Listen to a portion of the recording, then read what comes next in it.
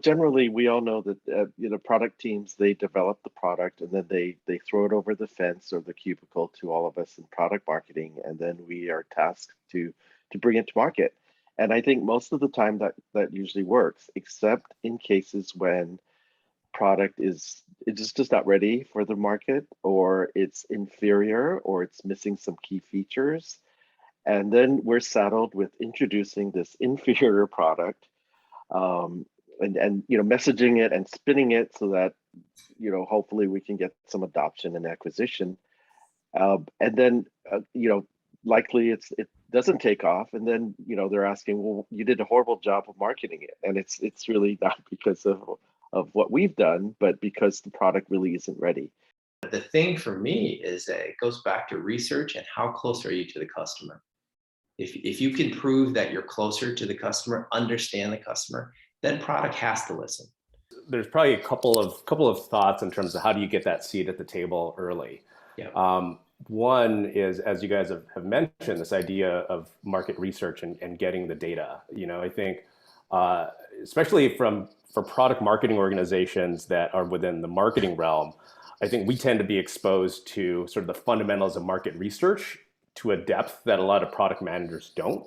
So being able to come to the table and say, I can help you get the data that helps with the business case, that helps with the decision to go this way or that way, I think is one way to kind of help get that seat at the table.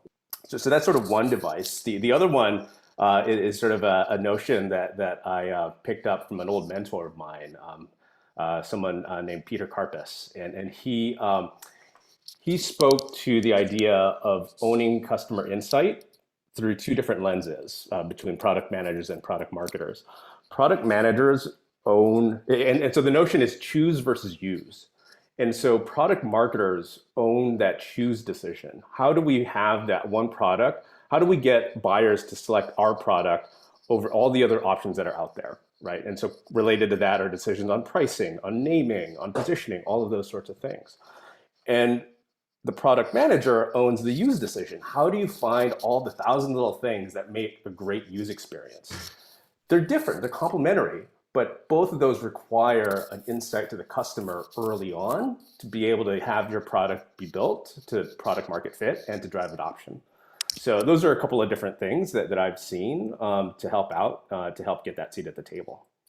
One of the critical gestures that I made in my product marketing experience was to insert myself into the product management team on a weekly basis and stay very close to the roadmap. I agree with everything that's being shared about the research, and certainly I think product management and marketing have to hold hands there. And I readily remember instances when that wasn't the case, and literally inserting myself into the weekly meetings and staying very close to the roadmap and understanding why product changes were being made to the product capability was extremely helpful for my careers. And if I may just add an additional thought, Eric, what I found in the last couple of years is that a close relationship with legal has changed my mind about how much we could message features that were coming. It used to be that we could not speak to features that didn't exist yet, but certainly customers want to know if something's coming down the pipe. If it's 6 months away, they might have a higher propensity to buy. And surprisingly, I found on my most recent contract that legal was much more flexible on what could be said about what's coming. As product marketers, we own the launch plan, right? So we get to say how big or how small a launch is. And so, maybe one other thing to also call out is, if the product isn't, feature complete, maybe the launch plan is kind of a smaller one in the beginning until we get an understanding of what the full product looks like. And that's when we do the tier 1 launch, and maybe having that conversation with the product team to say, hey, I could do this much when it's ready, but if it's not ready, it's going to go off or not, right? So in the meantime, we'll do the smaller launch, right? So it's this notion of being able to scale the launch plan depending on how complete the product actually is. Yeah. It sounds like there's this really important aspect of having flexibility and a relation, like communicating that flexibility up front to say, either having tight alignment at the beginning on the research. And if that's not part of the culture, then having this flexibility of we're going to launch this into beta, and then we're going to build a launch plan based on what we learn. And then we can scale from smaller to larger, which can give a better sense of setting expectations for the team. You can augment, without revealing too much of the product roadmap. We have the social channel now to write about customers, use cases, what's important to them.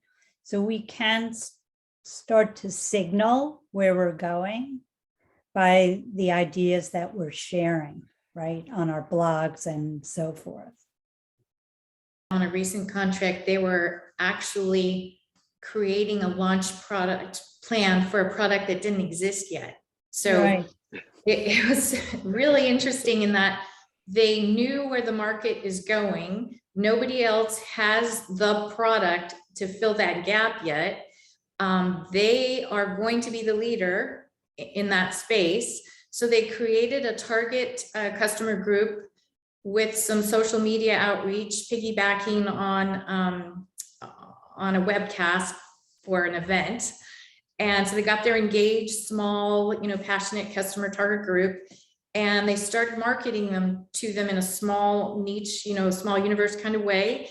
And it was incredibly fluid. Yeah, I've launched products before they were available, and it's hard. Like the whole idea of what we did was we launched a product and said it was coming soon, and then developed a wait list, as a way to kind of gauge demand. And that's hard to do, right? Because it's a whole different thing of like trying to now set the expectations for probably the folks that were most passionate about the product. And then after the months go by, you have to you still have to maintain the credibility that it is coming soon, so it just ends up being, obviously it ends up being a hard thing, but I never realized how hard it actually was until I was kind of put in that position. If we think about somebody who did this really well, it was Apple with the iPod.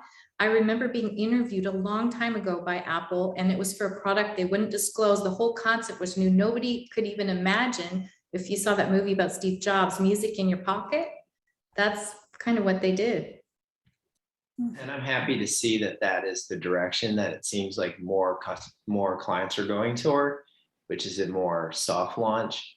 One of the things that I did, I think at the last startup I worked at, was I shifted this thought of a grand product launch where millions of people would know about the product, all people would sign up, and we called it a learning plan. We didn't even call it a launch plan.